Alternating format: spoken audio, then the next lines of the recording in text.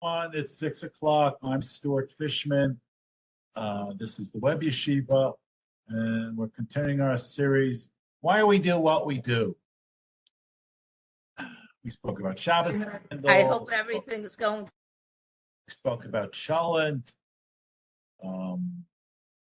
Spoke about all sorts of things. Tonight we're going to talk about something, probably the most notable thing if you're a man, and that's wearing a yarmulkeh. Why do we wear yarmulkes? I mean, we usually only have women. Women don't. I always tell my wife this. When I was on the subway, everybody knew I was Jewish, and I got all sorts of insults because I wore a yarmulkeh or a kippah in Israel. My wife went to Central Manhattan by train, but the only thing anyone called her a Jew, so I didn't know if she's Jewish. But if you wear a kippah, they know you're Jewish, and all sorts of abuse. So why are we doing it? And there are all sorts of kippot. They're what my son calls kippot kotel. There's these cheap satin ones they sell in Israel. They're kippot bukhariot that people like to wear. There's a divide between in Israel, which is kind of sad. Some people wear kippot srugot. Some people wear kippot shchorot. It's very very tribal. Your kippah makes you a member of a tribe, whether you like it or not. And even Amazon sells kippot. You look at yarmulkes on Amazon. This one really caught my eye. It's called the yarmulkeh. It's a kippah with a propeller on it. Now, I'm old enough to remember a cartoon called Beanie and Cecil. It's about there was a sea monster who was actually seasick. A little kid called Beanie who had a beanie with a propeller on it. So I don't know if the yarmulkeh people remember the cartoon Beanie and Cecil, but I heard lots of people talking to me about my Jew beanie. It's really no good comes from wearing kippah when you're in the subways in New York. But we do it anyway. So the big question is why? It's like, you really have to wear a kippah.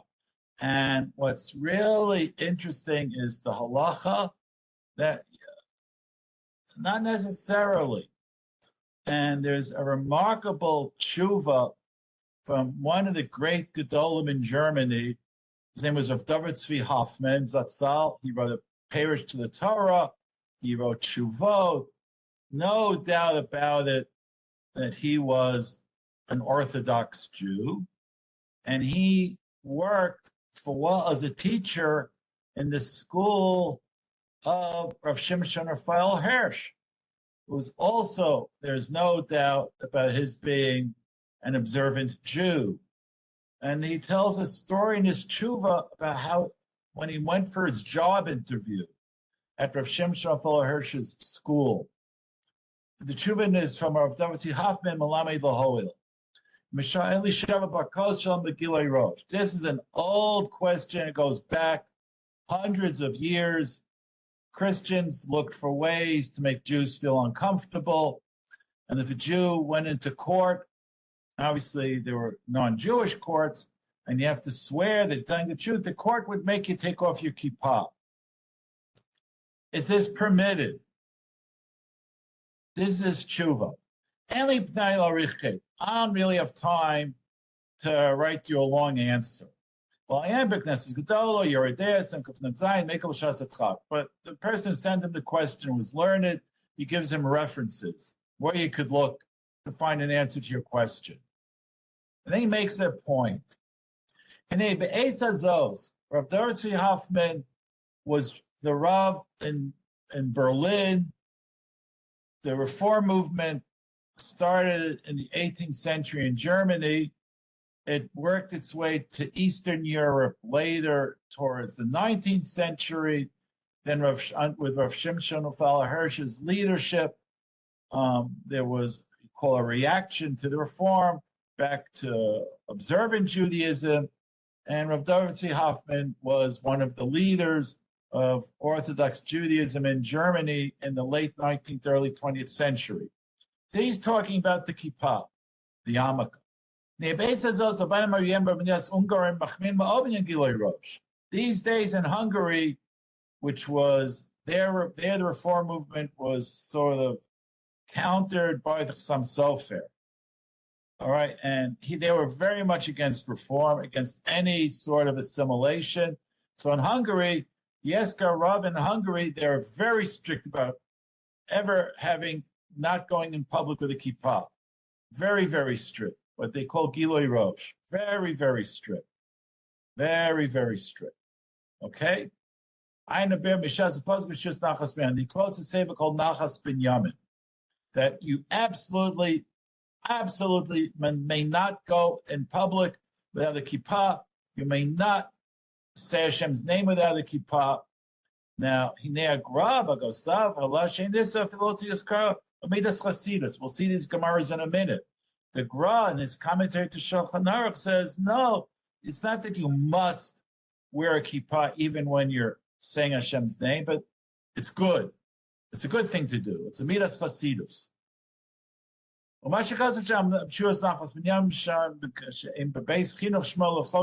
Now, Jews had to go to public school. Okay? Jews had to go to public school. And it was the law in the Austro-Hungarian Empire. And the law in the Austro-Hungarian Empire is you have to go to public school, and in a public school in Austro-Hungary, you had to sit in class without any head covering. Okay? So what do? So the Nachas Ben Yamin writes, in the base chinuch samul lechok tzeiso tzrom l'shem dav prius rosh. Think that's going to that's via Moshe Ha'eda. There was a lot of assimilation in Austro-Hungary, and the Jewish children had to go to public school, and there were many parents who were interested in their children receiving a secular education so they could progress in life. The community leaders also supported this idea of secular education. So the school says, take off your kippah, then take off your kippah. What does Nachas Ben Yamin say? It is asamin haTorah to go without a kippah, because it's something that you're imitating. The goyim are forcing you to go in their ways, and that's an Isser Torah. To go without a kippah is b'chokosem lo seilechu. You're going in the ways of the Gentiles, and we must not go in the ways of the Gentiles. That is what's going on in Hungary by the Nachas Ben Yamin in the more what you call these days Haredi circles. Now, again, Rav Dr. Hoffman was certainly a great tzaddik, and he went to work in the school of Rav Shimshon Raphael Hirsch, another great tzaddik. But they had a different way of looking at the world, and this is the way he tells the story. They Bekila Kedoshas Yereim de Frankfurt the Main, in the community of Shimshon Raphael Hirsch in Frankfurt am Main. There's another Frankfurt called Frankfurt am Oder, which is less historical. The Frankfurt is Frankfurt am Main. In the school founded by Rav Shimshon Raphael Hirsch. I was a teacher there for 2.5 years. In Rav Shimshon Raphael Hirsch's school, during secular studies, no kippot. No kippot. Only when they have Lomidei Kodesh did they wear kippot. Apparently this was also the custom in the Jewish school in Hamburg. Why are they taking their kippot during secular studies? This was under the direction of Rav Shimshon Raphael Hirsch, that the boys sit without a kippah during secular studies. Why? Once I went to visit Rav Shimshon Raphael Hirsch, I was wearing my hat inside his house. In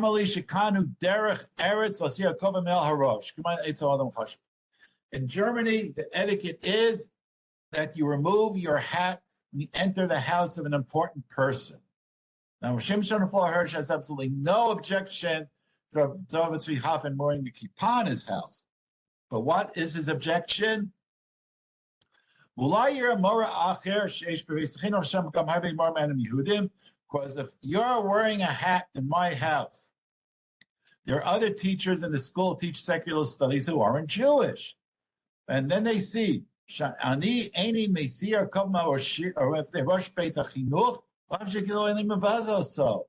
if a non-Jewish teacher would enter Rav Shimshon Hirsch's house, and that non-Jewish teacher would see Rav Dr. Fischman with a kippah on his head, then non-Jewish teacher wouldn't understand the religious necessity of covering your head. You'd say on the contrary, it's disrespectful to leave your head covered in the home of the principal of the school. So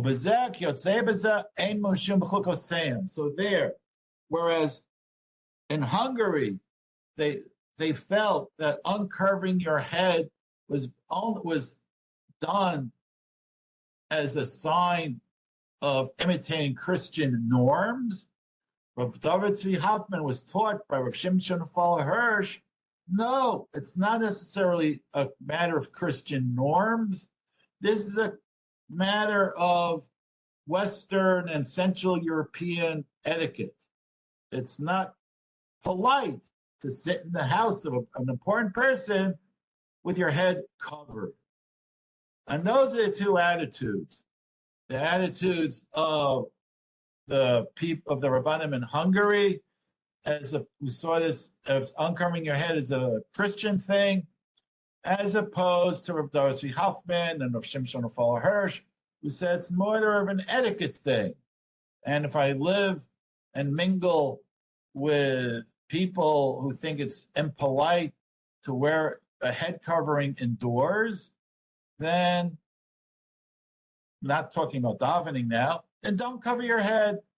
Just be polite. Follow etiquette. So he says the same thing is true for going to court. So if you go to court and the clerk says, remove your head covering, Mr. Schwartz, and if you don't, you'll be held in contempt of court and your lawsuit will be tossed out, he says you don't have to suffer a financial penalty to keep your head covered. Okay? And that's the introduction. Some say it's a must. Some say it's optional. It's a question of etiquette. So we'll see how things develop. All right. So the idea of covering our heads comes from three Gemaras. This is the first. It's in Masechet Kiddushin. Goes like this. Amar Shua ben Levi. Shua ben Levi says, it's asa for a person to walk for Amos with his head upright. Hashem's presence fills the whole world. And Rashi explains this. The Shechina is Kaviyach and Shamayim, and the Shechina Kaviyach comes down to earth. If you're standing tall and proud, it's like you're saying there's no room for the Shechina where I am. And the Gemara goes on from there. Huna Breda Yeshua, Lo Maski Abba Amos Biloi Rosh. Huna Breda Yeshua would never walk for Amos with his head uncovered. The Shechina is above my head. Rashi doesn't explain what he meant by that.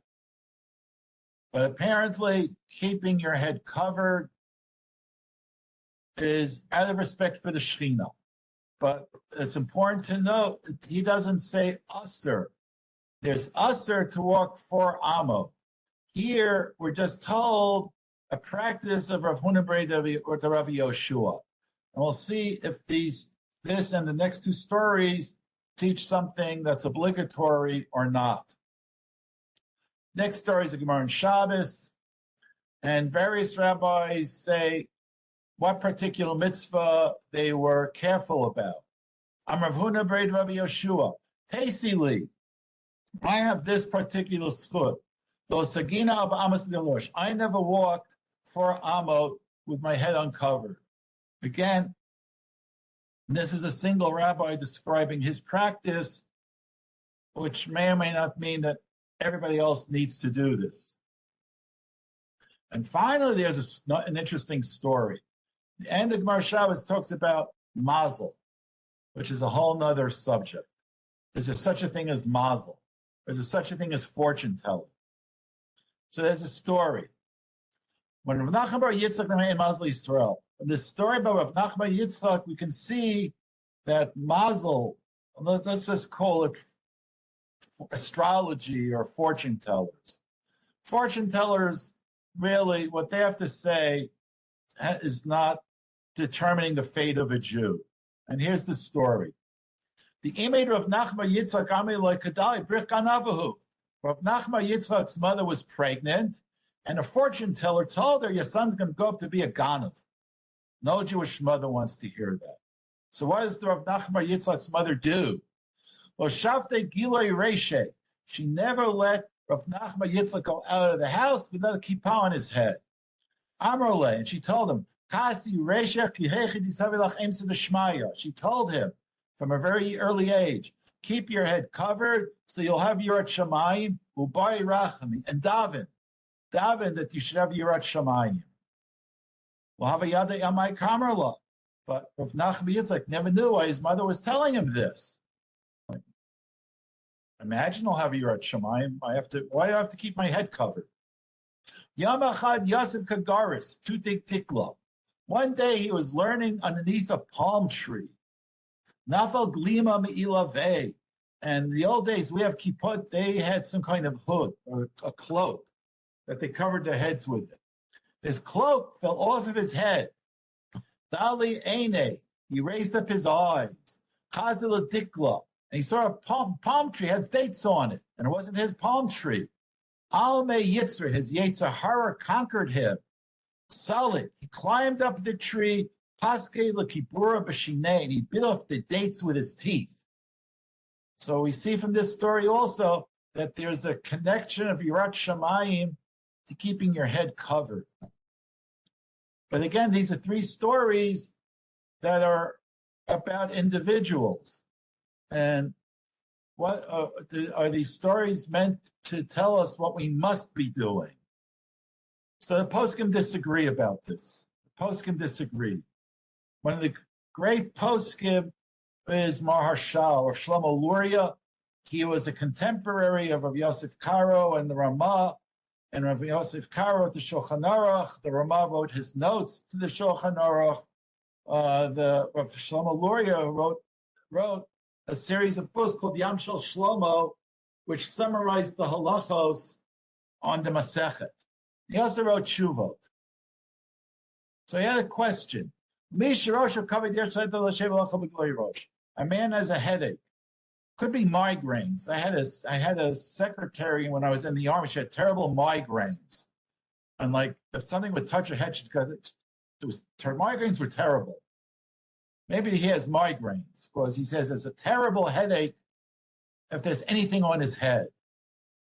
So can I eat without my head being covered? So Marshall answers him a question, the tshuva. I don't know why it's usher to say a bracha without your head being covered. Now, an early tshuva is from the Truma Tedeshem, and he was in, like these days to be the Czech Republic in the 14th century. And he thought it was obvious that you can't say a bracha without your head being covered. I don't know where he gets this from, because it's not in the Gemara. The Gemara just tells us three stories about three particular individuals who said that keeping your head covered is good for Yirat Shamayim. But you never see the word Aser there, and it's not in the context of saying brachos. And Marshall looks into Gemara. So I looked at Masechet Sofrim. Masechet Sofrim is one of the minor Masechtot. It's somewhat less authoritative than the Gemara. And he says, Yesh b'machlokas shkasav puchach and yom krav gav prumim. And there tells how you ought to dress for shul. And a person should not go to shul as a puchach, which means his pants are torn and his shirt is torn, or mishrash magula, or his head is uncovered. Praise Shema, so in the Masechet Sofrim, there are two opinions. Can I be the chazan if my head is uncovered? One opinion, the first opinion is yes, Paris Shema, and then there's a Yesh Omrim that says no, if your head's uncovered, you can't be the chazan. And Rabbi Yerucham, who's a Rishon, says you can't say a bracha if your head's uncovered. And this is what he has to say. So I have great respect for my predecessors, and I don't have any proof for this from another opinion, but I'm inclined to say, I think you can't say a bracha if your head's uncovered. If you look across Kriyash Mashar, when he quotes a medrash, it's an interesting medrash. Medrash Rabbah. I'm Rabbi Brachya. The king sends a decree to his kingdom. Maim Osin, Medina, they stand up, and they take their hats off their heads.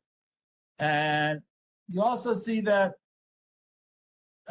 it's in Western culture, and the Medrash is based on Rome, the dominant Roman culture. They take off their hats when they see the king. So they take off, when the king's message comes, they take their hats off. And they read the king's message with awe and trembling. No, Kriyat Shema is my message to you. Kriyat Shema is my message to you. I never made a decree that you have to read Shema without your hat on your head. The Roman emperors, you get a message, you take your hat off. Hashem says, I'm not like a Roman emperor, Chalila. You can keep your hat on when you read Shema. You can, you don't have to. From this medrash, it seems there's no prohibition against saying Shema with your head uncovered. Actually, on the contrary, you might think it's better. Hashem says you don't have to. So he says, but my Maharshal says, I can't tell you that it's mutter because my very early authorities say that it's asr. What I'm really shocked at is that people won't go outside. They say it's asr to walk outside without your head covered. I don't know where they got that idea from. Saying with a bracha, okay, the Tumas Hadeshin says so. Rabbi Yerucham says so. I'm not arguing with them. But where did people get the idea that it's usher to walk without a kippah outdoors? Because all of the stories in the Gemara are what he calls Midas Chasidus. It's the mother of Nachman bar Yitzchak, and the Gemara in Kedusha, and the other Gemara in Shabbos. They say it's an act of pious behavior. Nor does it say that you cannot go outside without a kippah. I don't know where they get this idea from. And he says, I think it's on the other one. Usher is to walk Arba Amos B'Kamas Kuva. No one cares about that. Everybody's walking with very good posture. So I don't know why people say it's usher, and the same thing is true for learning Torah.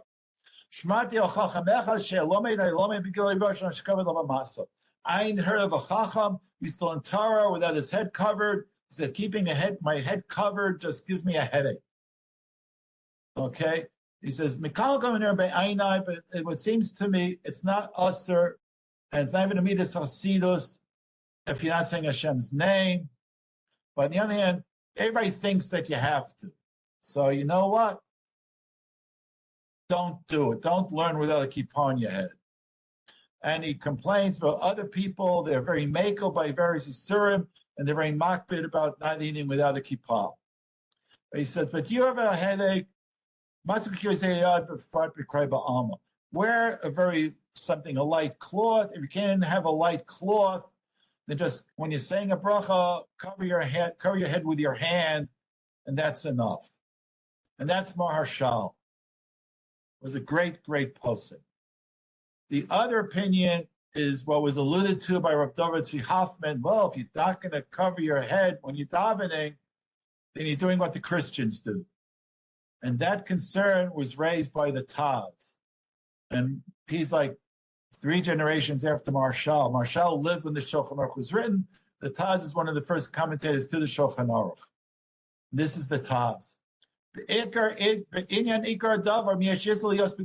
it also to be without a head covering? Because of Marshall, but Tshuva dein isem mitzadadin. Marshall says, no, it's not really us mitzadadin. There's nothing in the Gemara that says that it's usher to go outside with your head uncovered, or even to daven with your head uncovered. The first opinion in Masechet Sofrim says it's mutter.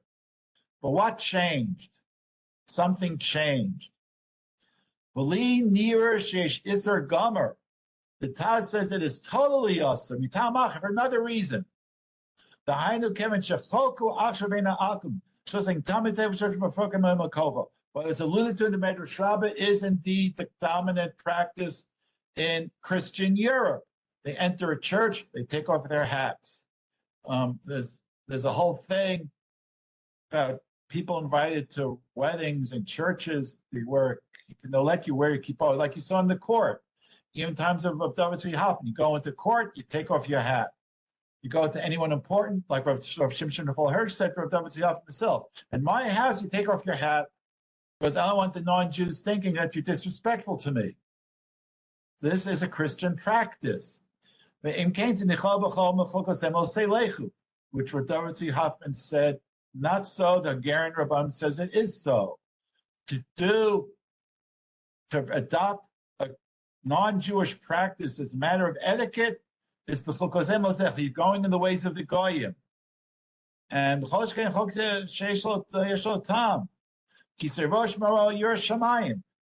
have an opposite idea from us. We think that covering our head is a sign of respect to Hashem. They think that uncovering your head is a sign of respect. Well, why should I take their definitions of respect when we have our own definitions of respect based on the Gemara? So he says it's azam in a Torah to go outside without a kippah. It's b'chulko sem lo seilechu. Any questions? Any questions? No. No. I'll take no as a no. Okay. So if it's no, then it's no. So those are the 2 opinions. For Marshall, it's nice. You don't have to. Taz says if you don't daven, if you do uncover your head when you're davening, it's certainly asmin Torah. So you look in Shulchan Aruch, and you'll see the Shulchan Aruch. It says like this. He says aser. Aser leilach kama zekufa. That's the first line in Kedushin. Arba amos b'Kedushin. And also don't go. It's aser go arba amos without your head covered. Mishnah Brura. Even indoors, you can't have your head uncovered. Walking arba amos with the head uncovered is just aser. Arba amos. Now he quotes the opinions. Midas chasidus vil pachas mi arba amos. It's good. Not even arba amos. Let's say 6 feet. So I'm going to walk 2 feet. No, don't even go 2 feet with your head uncovered. Okay, and even if you're sleeping, you should sleep with a kippah on your head. Now, in Medina, that's not din. Okay? There are those who say that even walking Arba Amos isn't min din, it's midas chasidus, it's the Gra, it's Maharshal. But for Kasev Taz, Medina. But he holds like the Taz, that these days, since Christians insist on taking their hats off, we have to keep our kippot on our heads. Even if you're sitting in the house, wear a kippah. Okay? And begiloi rosh, and certainly it's us to say a bracha without your head covered. Certainly it's us to learn Torah with your heads uncovered. And covering your head with your hand, like which is Maharshal's suggestion, he says is inadequate. Okay, so that's first half I want to talk about. Now, you see, what about men who have to go to work? They have to go to work. If I wear a kippah, I look weird. But Moshe Feinstein wrote a famous tshuva about this. You're looking for a job.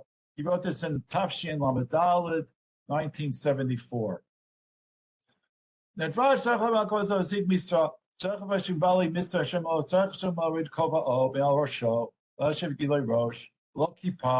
Yarmulkeh. You're going for a job, and the people there say, if you can stay in our office, no kippah. If you wear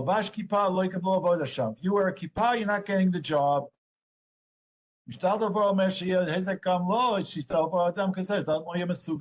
And someone like a headhunter suggested they go look for this job. If he doesn't take his kippah off, it's going to reflect bad on him because he's sending out inappropriate candidates for the job. Denver, and he's in Denver. So there aren't that many frum Jews in Denver that could get a job in an office, but they understand why I have to wear a kippah. I think it's mutter for you to take this job. Most of the poskim do agree with the Marshal that it's amidas chasidus. It's a nice thing to do. It's a good thing. It's a worthy thing to do. But no one says everybody has to do amidas chasidus. Okay, and like the Ramah says, you don't have to. You should. It's nice, but you don't have to.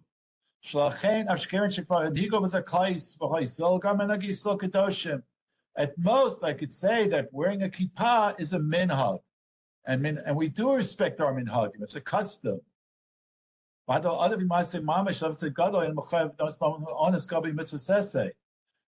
here, if you don't get a job, it's a tremendous financial loss, and tremendous financial loss is even justifies going against the real mitzvahs esemina Torah. So certainly, this minhag is not equivalent to an Isser Torah, so you don't have to wear the kippah. Now, what about the Taz? Because the Taz says it's because of Bechukos Sehem, and it's Isser Torah. Okay, remember the Taz says, well, since Christians take their hats off, we cannot take our hats off. We take our hats off for imitating the Christians. And that's the Taz is a very important opinion. He says, maybe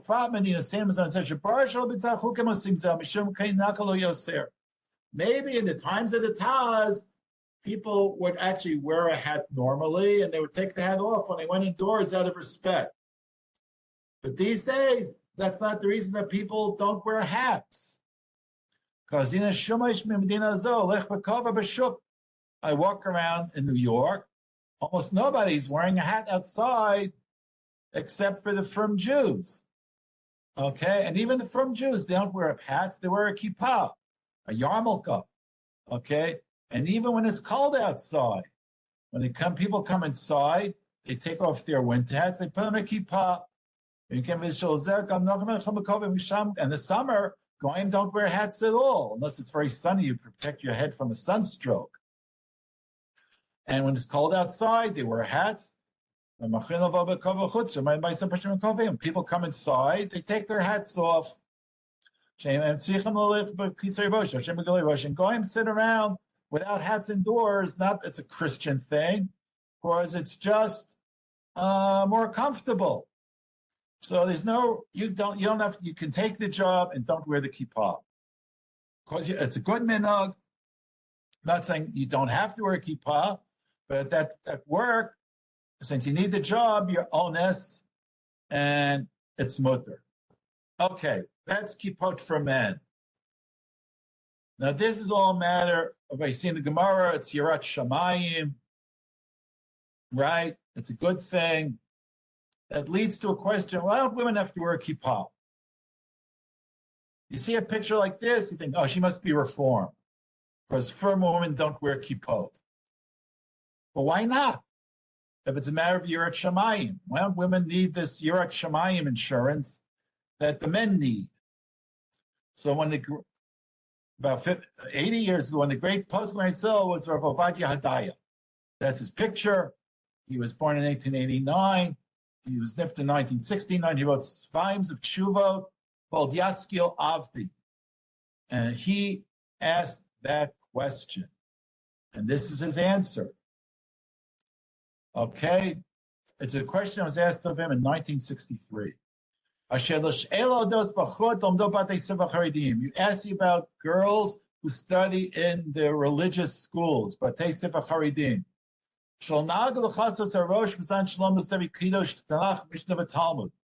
They don't cover their heads when they're learning Divrei Kodesh, when they're davening, is there what for them to rely upon? And why would there be a difference between men and women if it's a mitzvah that has to do with Yirat Shamayim and respect for the Shekhinah? So first he reviews the idea of covering your head. Now he gets to his point. Me'ata, now, that it's not like Maharshal. He doesn't hold like Maharshal. He holds like the other Rishonim. That is certainly mitzad din that one may not learn Torah with one's head uncovered. It's usher. There's no reason to distinguish between men and women, between young boys and young girls. Mitzvah women are exempt. Mitzvot lo taseh is absolute equivalence. If it's usher to learn Torah without your head covered, there's no reason in the halachic system of decision making to say that women are different from men. It's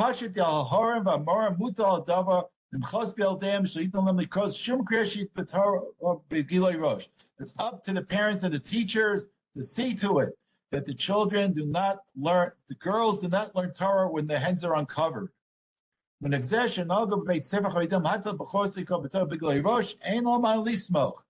custom that girls are learning Torah without their heads being covered has no basis. When it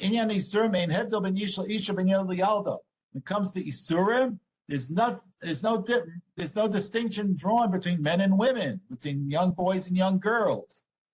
And the burden of saying to it that they do cover their heads is on the adults who have or in a position to protest. They have a little Shmaya. It's a Yiras Shamayim, right? The story of Nachum Bar Yitzchak, the story and Kedushin. Girls also need Yirat Shamayim. If covering your head gives Yirat Shamayim, then girls should cover their heads when they're learning Torah. And soon when they're learning Torah, when it's really usher to learn Torah without yet being covered. It's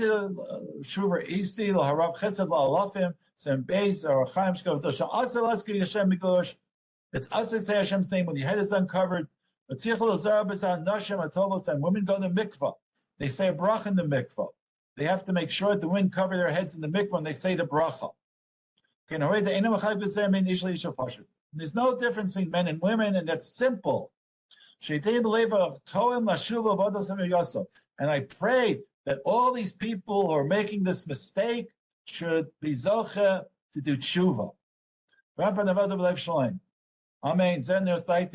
This is my humble opinion of Ovadia Hadaya. No one's doing this.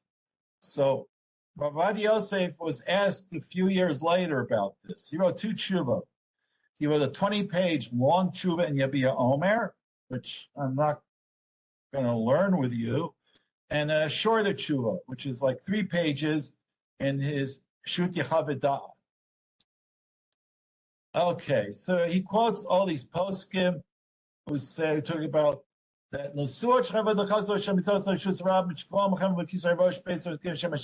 married women who are covering their hair anyway, when they go outside, they should keep their hair covered even indoors when they're davening.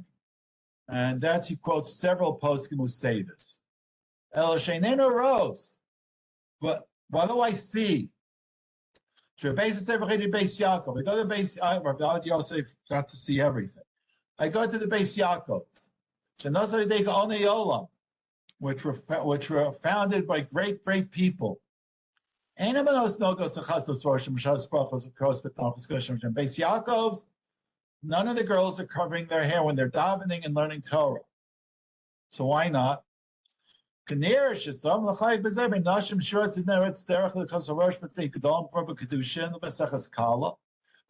is there a difference between men and women? Rabbi Dr is right. In general, Isurim, we don't distinguish between men and women.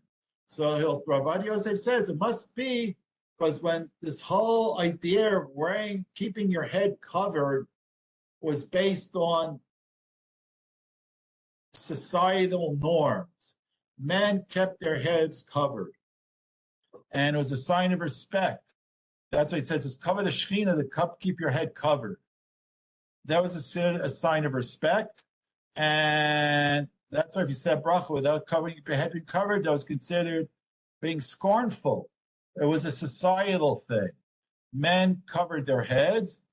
And since none of the Rishonim talk about women having to cover their heads when they say a bracha, apparently it was not considered a sign of respect for a woman to keep her head covered when she met someone important. But in halacha, unmarried girls don't have to cover their hair. So no one ever said they do have to cover their hair. So they don't. That's apparently he thinks how things evolved. Besides that, that's Rabbi Tzavin Barambam, and that's besides the other poskim we saw in Maharshal that you don't have to cover your head at all when you say Hashem's name. But maybe it's a midas chasidus, maybe, but it's not obligatory. We saw those poskim. The Tanakam Masechet Sofrim, which we saw is based on Masechet Sofrim. And Mishal Sofrim, Melech Mekel. So at most, this is a din d'Rabbanan. It's a suffix, because many people say you don't have to do it at all. So for the women, they said it's suffix d'Rabbanan l'kula. And he goes on. Okay, so unlike Rabbi Ovadia Hadai said, you have to do something about this. Rabbi Ovadia Yosef says, you don't have to protest if in your school the girls are not covering their hair for davening or learning.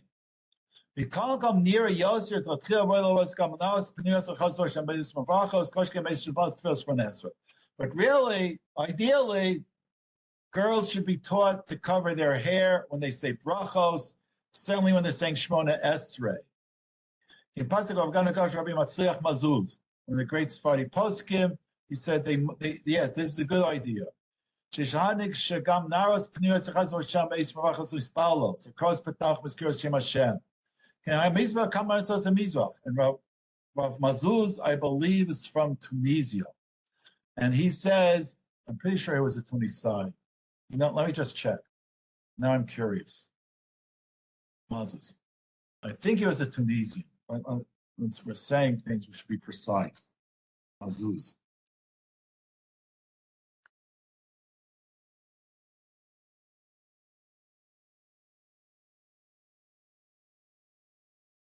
Where is he from? Yes, he was in Tunisia. Okay. He was in Tunis. Okay, Baruch Hashem, I remember. He said in Tunisia, in other countries, the young unmarried girls did cover their hair when they daven. We just saw his tshuva.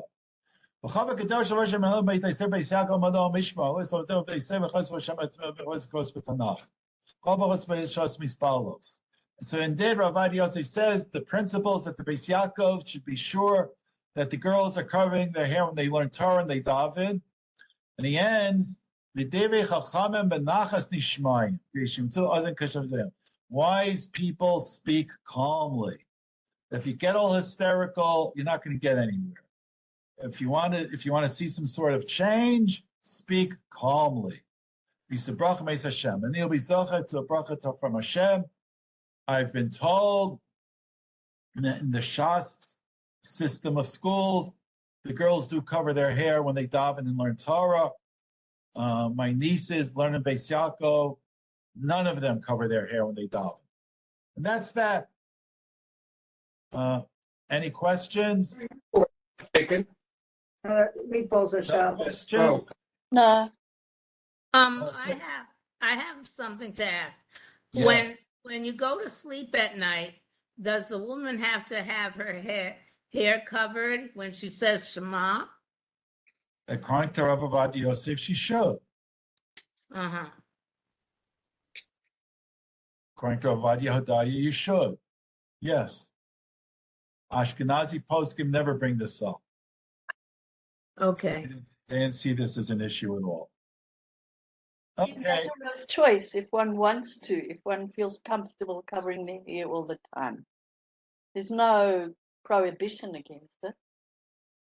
All the time or when you're davening? All the time. All the time is one thing. If you're a married woman, sure, you have to cover your hair indoors. That's one thing. Yeah. It's a separate issue. But an unmarried woman, should she cover her hair when she's davening? They're two separate issues. Yeah. For married women, there's a separate issue of covering your hair indoors. Okay. It's a separate issue altogether. It's unrelated to davening or not davening. And if you're a widow? That's another issue. That's a woman covering the hair is another issue. We're not talking about that today. That has its own literature. Okay. All right. Thank you. So thank you for your time. Thank you. Okay. Thank you. Bye-bye. Bye. Shabbat shalom. Shabbat shalom. Yes. Shabbat. Bye-bye. Bye.